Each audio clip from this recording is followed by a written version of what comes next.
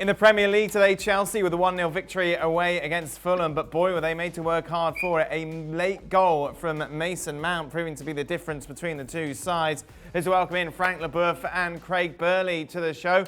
Craig, if you're a Chelsea fan, you think, right, good 3 points, let's try and use that now to build some momentum, or are you concerned given the fact that Fulham really could have gotten something from this game, especially when they had 11 men on this pitch?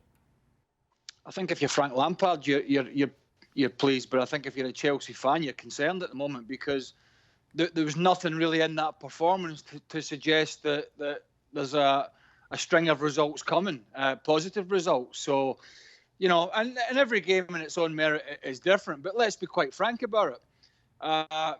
Fulham had, when it was 11v11, looked as big a threat, if not a bigger threat, and had the best chance of the first half, which Cavallero should have really put away. So, yeah, I mean, Chelsea huffed and puffed. The sending off was key, obviously, and it was a silly challenge from a player who, and Robinson, who'd looked really good going down that left-hand side during that first half, but he made a rash decision. And ultimately, that's what got Chelsea over the line in the end, because it was just constant pressure as the game went on, and Mason Mount, who's been very consistent for his manager, got them the winner that really bailed him out this week. Frank, you've seen a lot of Chelsea this season. I think this game kind of showed it up as well. You don't quite get what their plan is. That's a big question mark, you know. I don't know what's going on in the players' head, you know. In fact, you know, when I see them playing, I don't see any change of rhythm. I don't see any, in fact, ideas of what they work during the training session maybe. Well, the only satisfaction is they won that game away from home in a derby, and that I saw Rudiger playing at the back and had a very good game, very good game, and that's it. But otherwise, I will have to go with Craig. You know, if I'm a Chelsea fan, I'm very concerned about the future, especially when I see Leicester playing against Southampton tonight straight after and winning against Southampton that we're going to talk about. You know, the pace of the game is completely different. I don't know what's going on with the players. We saw Werner coming in, you know, had a big chance to score, put the ball so far away from the net. The only satisfaction is Mount, I have to say, at front. And I think Frank is falling in love with that guy because he's a kind of a saver right now. But the others, well, Giroud had his game, but not too much chances to score. But apart from that, there is a big problem again in the middle of the park. And N'Golo Kante was suspended, but there is nothing much a link between the defense and the attack. And I see a big empty space in between the two lines, which is not filled in because of the players who know how to do it with the ball slowly for Jorginho and Kovacic, but don't defend properly and don't link the two lines. Where's the spark, Craig?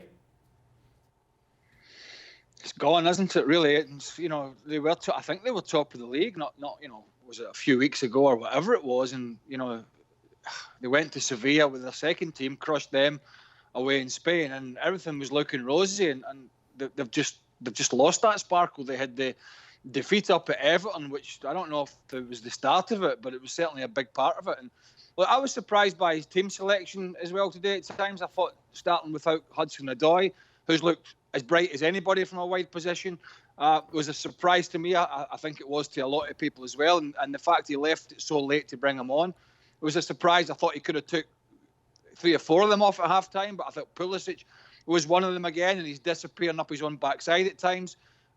You know, we know Ziyech is a clever player, so he's always going to try and utilise him, whether it's bringing him inside or leaving him out in the wider position. As Frank mentioned, Werner's a concern.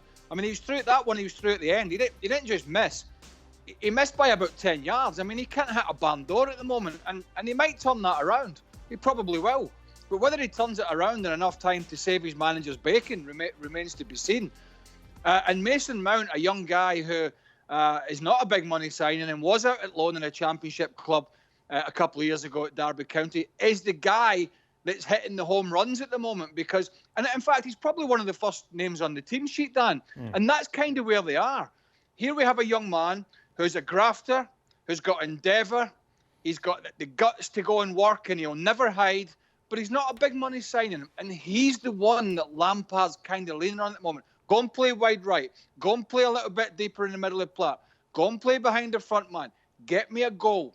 He's really leaning on that young man at the moment, and that for me would be a huge concern going forward. So, Craig, how much does this fall at Frank Lampard's door regarding coaching these new players who have come in? Or how much is it down to them and maybe the recruitment was wrong?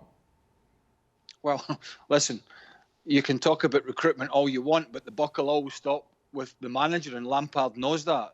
Look, it's a concern when you're looking at your bench and you think, well, do I really want to have to bring on Timo Werner and Kai Havertz, two guys that were stars in the Bundesliga, but that's where they are at the moment. And ultimately, the choice he made, Lampard, was to go at one point to a 4-4-2 and bring two big lumps up front, and Giroud and Tammy Abraham. So that he's going to have to, they're going to have to figure that out in the training ground. He's going to have to figure that out.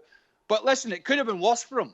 It could have been worse. It could have been a draw or a defeat at Fulham, who are going to be fighting relegation. They're a little tidy side, but it could have been worse. It's not the worst Saturday night he is going to have, but there's not a lot within the performance in general, I think, to suggest at the moment that he's out of the woods just quite at this moment in time. Thanks so much for watching ESPN on YouTube. And for more sports highlights and analysis, be sure to download the ESPN app. And for premium content and live streaming, subscribe to ESPN Plus.